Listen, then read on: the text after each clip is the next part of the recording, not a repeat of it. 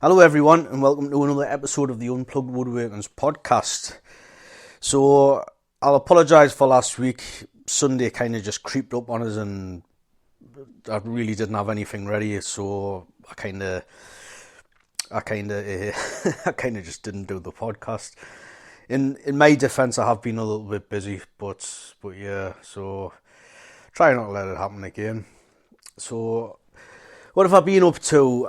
I did finish the blanket chest or the clothes chest as it's kind of going to be used. I'm kind of looking at it now. It's a big old chunky thing. I'm not too sure the weight of it, but it almost broke me back getting it up the stairs. I done this by myself. I kind of started off and, I was kind of thinking to myself, maybe I should give my friend a call and see if my friend can come round and give us a hand, but I kind of had it in my hands at that time. Yeah, so I just persevered with it. It is 25mm thick brown oak. So yeah, it's pretty heavy. I'm not sure if brown oak's actually heavier than just your regular European oak. It kind of feels it. It might just be me, but yeah, I kind of got that finished. I did add some runners. So this is going to be for a top drawer, actually in the chest. So the top drawer is actually just going to be for socks and such. So I still do need to add that. So I might post some pictures very soon. The Japanese dovetails that I was doing on it, they kind of turned out okay, I suppose. For my first 4 attempts, it wasn't too bad. I did actually do a video if you want to check the video out. They're pretty interesting. They're very time consuming, but I'll be honest with you, they do look really, really good. I've had a lot of comments and a lot of people saying, they look fabulous, but they do take a very long time. Yeah, they're not perfect by no means. I did actually have to fill them with a little bit of glue and sawdust, some of them. So I was very humbled by them. But as I said, they do look the part. So today I wanted to talk about prepping panels or boards. Kind of. If we're going to make the likes of a blanket chest, or we're going to make... this could be done for a number of things. Basically, when I talk about prepping boards or prepping panels, basically you're just gluing boards together, to create a wide surface. So this could be tabletops, blanket chests, chest of drawers, and such. So I just kind of wanted to go into that. I thought it was a little bit interesting. I have obviously glued some boards up in the last couple of days, which gives us the idea. And I thought it would be pretty interesting to go over how I do it. Now, bearing in mind this is how I do it, there's probably a lot of people that won't agree with the way I do it, as there always is. But this is just how I do it. So take it with a pinch of salt. If you find anything useful, use it. If you don't use it. So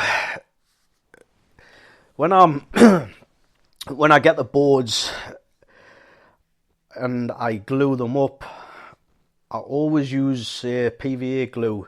For me personally, PVA glue, especially the Gorilla one, which I use religiously now. I've never had no issues with it. I've never had no field glue joints with it. So I'm just going to stick to that. If it's not broke, don't fix it if you're getting good results as well.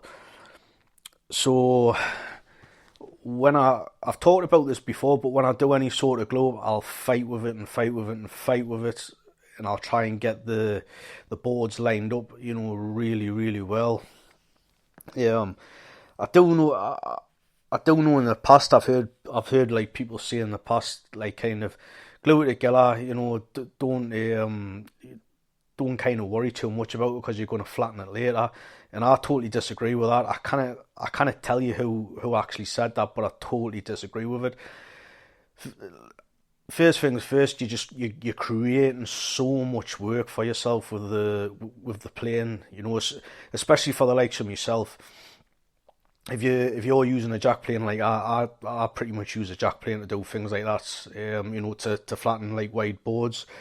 So, it's hard work. It really is. Anyone that doesn't do it on a regular basis or hasn't done it at all, until you do it, you won't know how hard it can be. It's a lot of work.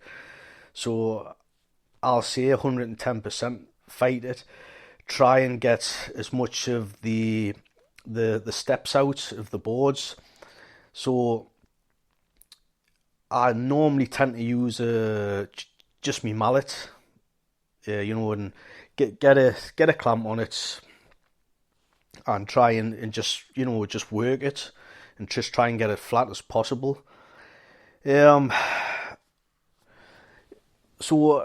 the clamps as well, I believe you should have some decent clamps. I know, and again, I've talked about this in the past, a lot of people say, or I've heard a lot of people say, Bessie clamps, they haven't really rated them, where I'm not sure the models. I have got a couple of different models. I really should have had this wrote down, but I kind of give you them offhand. But the kind of the bigger ones I've got that are more for this sort of thing, to glue up like 3 and 4 boards at a time. The clamping force on them are really, really good. So when you're doing this, even if you've only got like I don't know, say maybe about 3 clamps, it is still possible to get something good done like just with the 3 clamps, to get a good glue up. So one thing you could do or consider doing would be to put a slight belly in the edge of the board. This is pretty easily done. And it's so basically when you put 2 boards together, you'll have like a slight gap in the middle, and I think this is really good, and I do often do this. It's such a good technique. I think you don't want when you do this, you don't want too much of a belly though. It only needs to be very slight. So, and when you do it, you don't have to use you shouldn't have to use a lot of clamps. So, where am I here? So another thing you could do to try and minimise these steps is to either acquire or make some long-reaching clamps. I've seen some long-reaching clamps many years ago. They were homemade, and I think it was like a YouTube video. I'm not too sure who made them. But for years and years, I've really wanted to make them, and I've just never got around to it. But I think those long reach clamps would be really good. You could just make them out of some hardwood. For the pressure that's going on, it's not going to be a great deal of pressure, especially if you're only using them for taking, like, minimising steps when you're gluing boards up, which I probably would be doing. So I think I would prefer these to other techniques. So another technique, what I've tried in the past, and I just didn't seem to get good results, is when you would use 2 battens, put a batten on the top and a batten underneath, and clamp the 2 of them together. This kind of takes up a lot of clamps when you're doing this, and it's a bit too much faff on for me, to be honest. So I've never really went with that. Like I said before, my personal preference is just to get a few clamps on, and just basically, use my mallet, the soft end of my mallet, and get everything as as flush as I can. A lot of the time, I'll actually put my weight like onto the boards. I'll actually climb on top of the bench and use my body weight. That's a pretty good technique here once you get the hang of doing that. Where am I here? So once everything's glued up, you probably will still have steps. It just really depends of the kind of how much you fought with it. If you've fought a lot with it, the steps shouldn't be like really like bad. Another tip before I go any further is sometimes it's better to do like maybe like a two-part glue up, if that makes sense, where you might glue up two boards and another set of two boards, and once those are dry, glue them two sets together, so that would be a total of 4 boards. I think I have done that in the past. It's been a pretty long time since I've had to like glue up like kind of like four plus boards, but I have done this technique in the past, and it's just more manageable. It is easier and it's less stressful for me personally in any way. So when you are cleaning the boards up, depending on the step, you'll probably find when you're using the likes of a number 5 or a number 4, no matter how deep you set your plane, sometimes you won't just be able to plane, certain areas of the step. So is what people will tell you and what you're told. Basically, you should just flatten the board. You should just take your plane like 90 degrees across the grain, which is, it's kind of right what people are saying, but it just creates so much work. So if you've got 3/4 inch boards, and then you don't get them in line properly, and then you start flattening the board the traditional way, you're going to end up with what, I don't know, maybe about just over half an inch. Do you know what I mean? So I don't really I don't really think it's a good idea to do that, and I will not do that. I haven't done that. I don't think I've ever done that. It's just too much work. I think it was a fact that it's just too much work. So what I find is better is I'll use my number 4. Again, I'll make sure that the blades are super sharp. Sharpen the blade beforehand, or make sure it's sharp enough. Take your number 4, and you might end up getting the same sort of thing, where you're going down. You'll be able to take so much of it off, and then you'll just come to your plane just won't get it. So this is just because the surface isn't 100% flat. It's. And then obviously that's why people will tell you, you should flatten it. But obviously I've just explained why I don't do that. So another thing I used to do, I haven't done it for a long time because I don't tend to use block planes.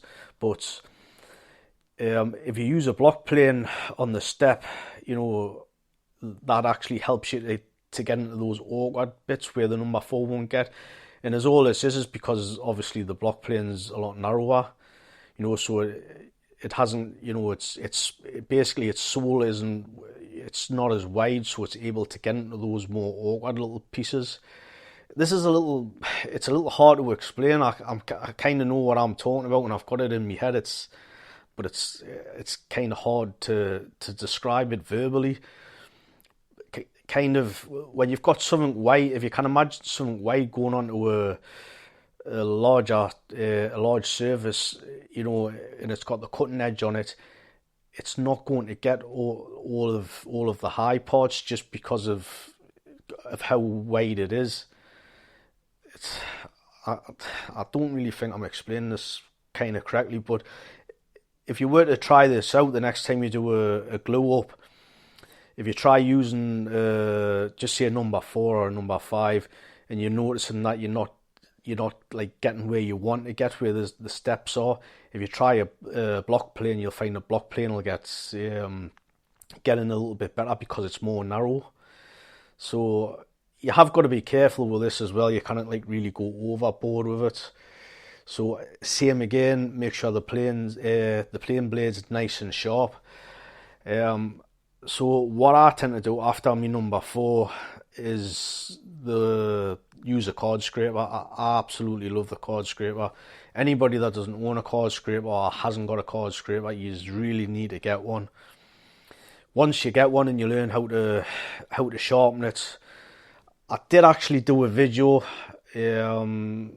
not so long ago. I'll put a link in the description, and I basically just do this freehand. I don't use a vise or anything, and this is how I sharpen my card scrapers. When I do it now, I think I've got it like I can't really remember how quickly. I think it must be under 10 minutes. It's easily got to be under 10 minutes. So once you get the knack of sharpening these card scrapers, they're absolutely excellent. And is what you're able to do. You're actually able to bend the card scraper. I'm not sure of the gauge of the ones I use, but the bendable. There is a bit of tension in them, but they are bendable. So when you bend them, you are able to get into like nice little narrow pieces. Where the steps are. So where the plane couldn't reach, you're getting in with your card scraper, and it just takes all the steps out, and it's pretty quick work as well. So when I'm doing it, I do tend to do the whole surface, not just the steps. I'll concentrate more on the steps. I'll get the steps out as I'm moving up the panel, what I've just glued up. But obviously I'll work across the full width of the glue up itself. And what this is just for the machine marks. Because I personally get at least the face planed when I can. For boards, the only time I don't really get face planed is when I'm buying slabs. So if it's sharp, it's quick work. It's really, really quick work. Again, I don't really use my number 4, which a number 4 is kind of for this sort of thing. It's a smooth and plain, so it is designed for it. But while I'm doing it, while I'm taking care of the awkward parts, of the steps, like I said, I just use the card scraper. I can't recommend one enough. So after that's done, you wanna kind of check both edges, especially if you've done especially if you've made a belly in your boards when you've glued up. So check both edges, and is what I tend to do. When I check both edges, I'll see which one is the better edge. So sometimes I get them pretty close, and sometimes I don't. So if I get them pretty close, I'll check for the best edge, and I normally square that edge, and I'll face mark it, and that's the edge I'll work from. The parallel edge, if it's not too bad, I'll kind of not worry about it, and I won't bother putting a plane on it, taking a plane across it. It's I don't really see the relevance, if it's not going to interfere with anything, and obviously I've got to use me judgment on this. I've thought about stuff like this when things don't need to be 100% square. I've covered things in past podcasts. So as I said, get one edge nice and straight, and then work from that edge. So I will use a square, so for an example, say we're just making a really simple, let's say a wardrobe, so it's everything's just like squares, there's no dovetails or anything like this. Let's just, for argument's sake, let's just say we're screwing the thing together. I personally wouldn't do that, but for this example, just to keep it simple, we'll see we're going to screw it together. So everything's just square edges, everything's at 90 degrees. So is what I tend to do And the reason that I actually bought a square 400mm square, because at least it used to be very common for me to be gluing up two boards, so that's why I bought the 400mm square, and from that straight edge I can mark out I can mark out straight across the two boards with this 400mm square, like combination square. So when you get a combination square, it's quite common to see the 300mm ones. They're like super common, but it's not so common to see a 400mm one. I do believe they go up to 600mm, which I kind of might invest in. Maybe I'm not overly sure. It might be something to think about, but at the same time, if it's more than two boards, is what I will tend to do, and I've been doing this for years now, is use a speed square and use me meter long ruler. Use a speed square, get your square, obviously the meter ruler goes against your speed square, get everything nice wherever, how you want it, and then just, either hold the ruler or clamp it in place, with some quick, what they're called, kind of like quick release clamps, but obviously you don't have to crank them up. It's just basically, they'll just fit in your hand and you open them and close them. I can't remember the correct name for them, but those are enough just to keep it in place. So from there, you can either mark it with pencil or do a knife roll. So again, I've talked about this because I used the Japanese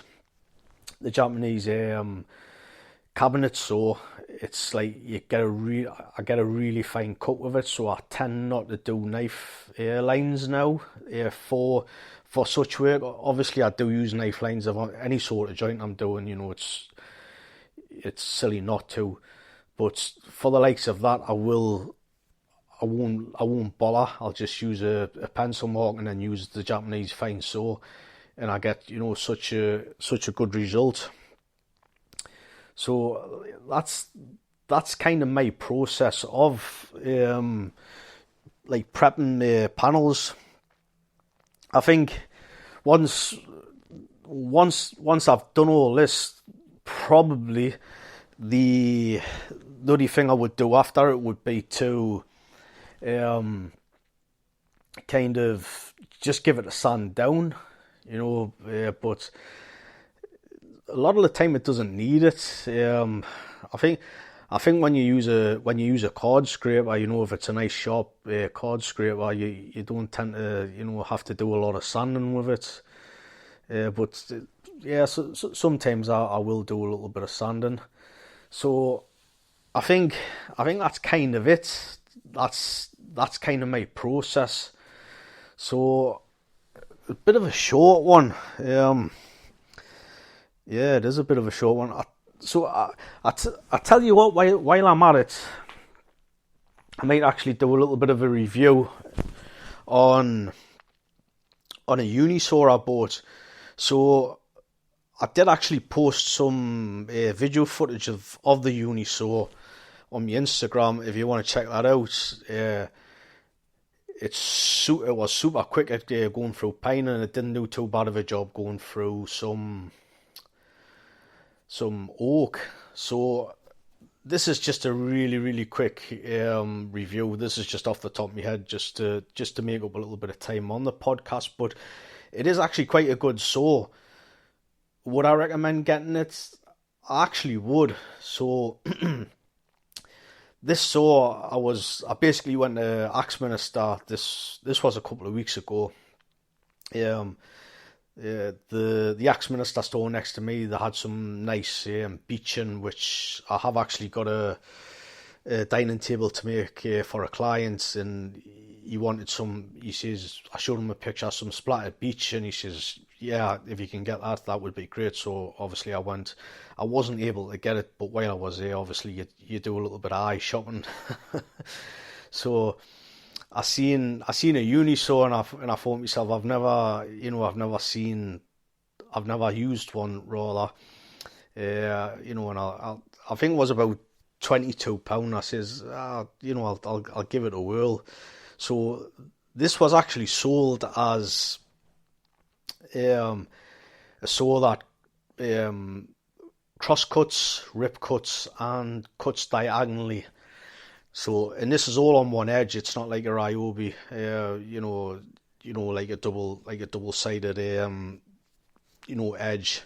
This is just a one edge. So the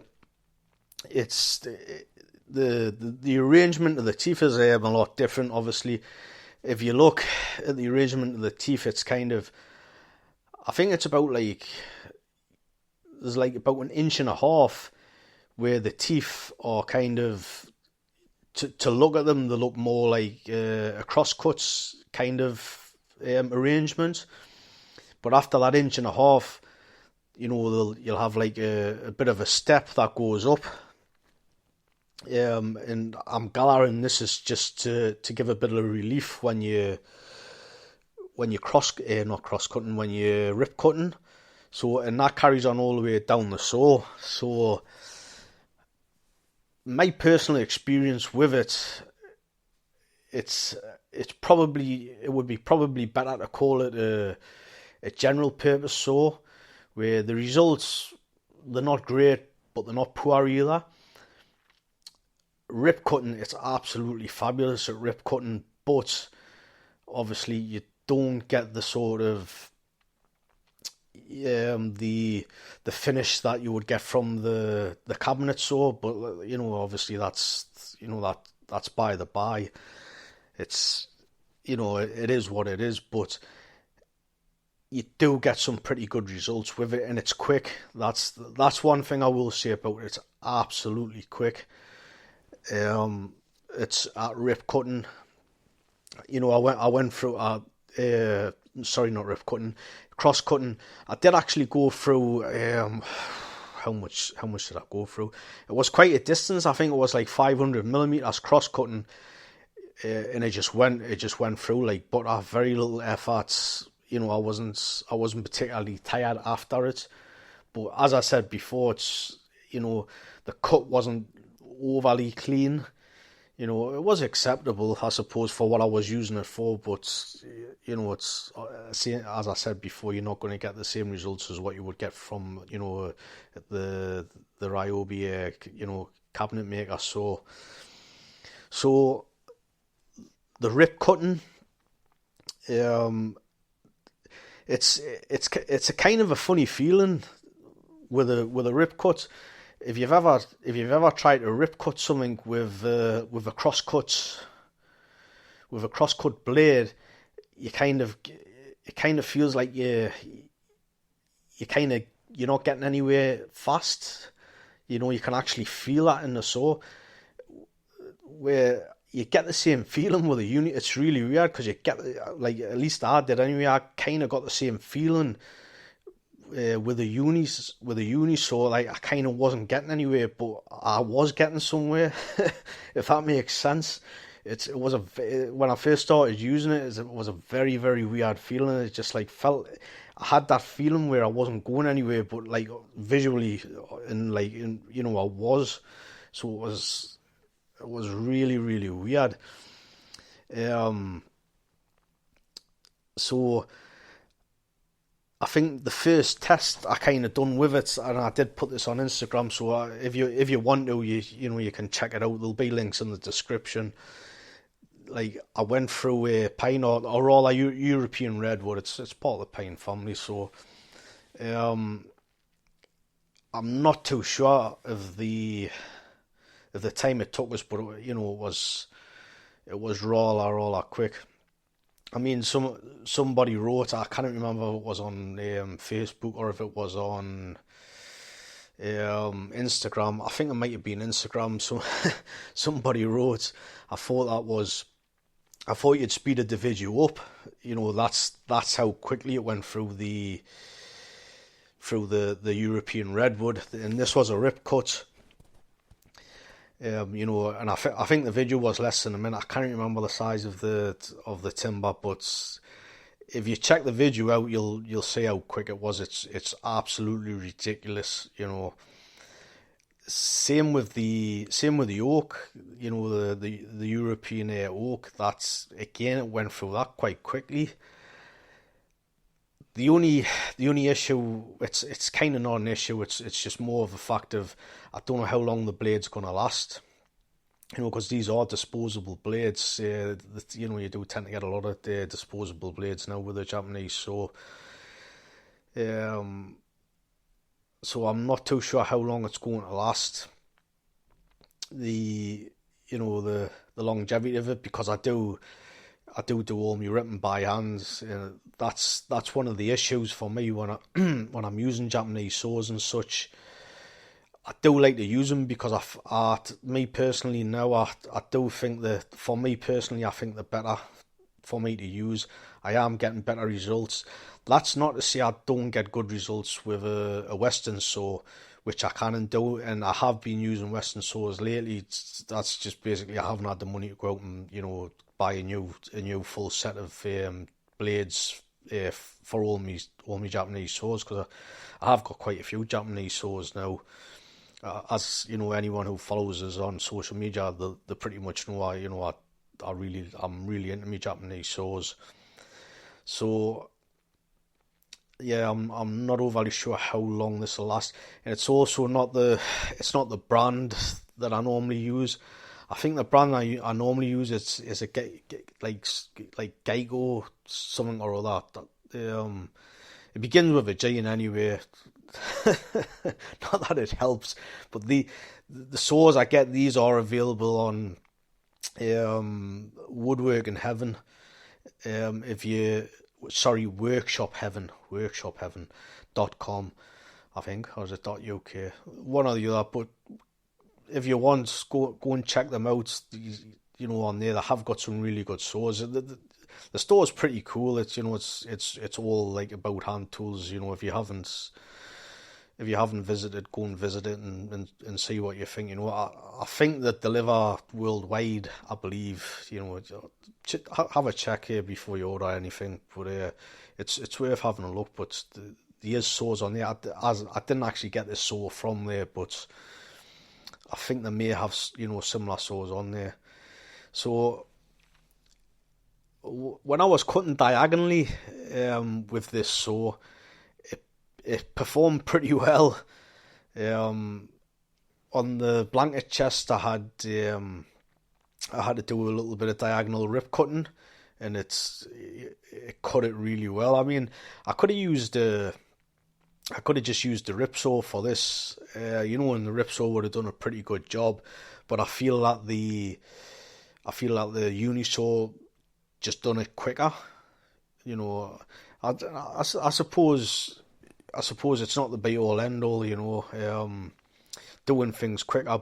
But when you've got a lot of stuff to do, you know, and you're trying to make a living, you know, using hand tools, you know, little things like this, when you're able to do tasks quicker, you know, it's a massive help for you.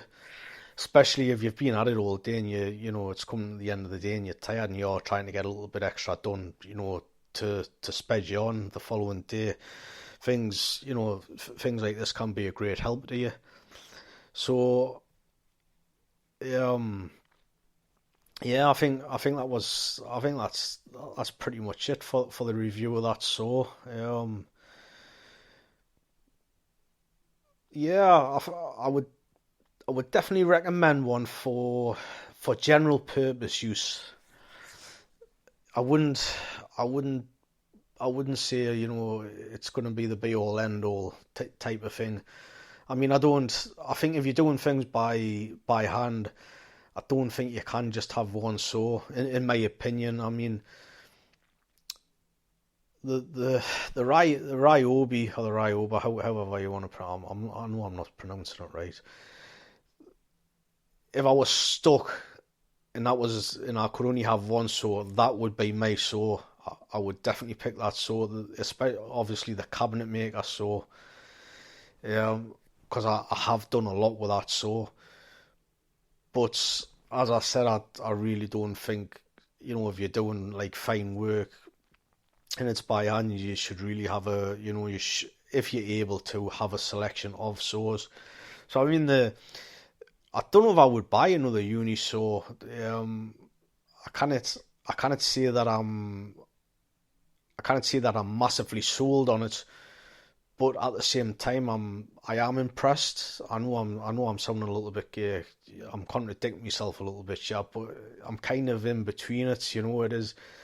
It's definitely good for general purpose, as I said, and I think if you bought one and you were using one off, I do think you would be impressed, but like I said, for me personally, for the finer cuts, obviously I prefer my Ryobi, the cabinet maker one, so that's just my take on the saw on a uni saw. Bearing in mind this is the only uni saw I've ever used, so I've no doubt that there's better uni saws out there. But for a cheap £20, I think it was like £22 for a cheap £22 saw, it's absolutely, it is good for the price and for what it is, because I'm pretty sure everyone's went out at one point and bought a Western style disposable saw and have been pretty disappointed with it. I mean, the majority of them will cut half decent cross cut, but you don't tend to get a lot of disposable Western saws that'll cut, say, rip cut decently, where this one does a lot. So it might be something to consider, if you're doing a lot of that. As I said, I'm not sure how long the saw's the saw blade's gonna last. It's gonna hold up. Well, only time will tell with that. So I think that's probably it for today, guys. So hopefully I should be doing a podcast with Chris. I've mentioned this umpteen times now, but I do plan on doing one. I do believe we're gonna be talking about saws. So it should be a little bit interesting to get with takes on it, because ironically Chris is living in Japan, and he doesn't. I don't believe he gets on with Japanese saws as well as I do. He prefers more the Western style saws, where I now prefer the Japanese style. So it's kind of a bit funny and a bit ironic that he's in Japan and he's still plodding away with his Western style saws. So that should be a pretty cool conversation we'll have. I still need to get it sorted. I still need to get some notes drafted up for that. So that should be pretty cool. I'm looking forward to that. If you've got any questions, send us an email. There'll be a link in the description, or comment on my social media, anywhere on the social media. Anything you want us to talk about, please, I implore you to get some suggestions to myself. Obviously, if I'm going to be talking about stuff, I'd rather be talking about stuff what people want to hear about. I've said I pretty much say this every podcast, so it would be great if you could take the time and give us some suggestions. And yeah, that's it. I'm out. So until the next time, I'll speak to you later, guys.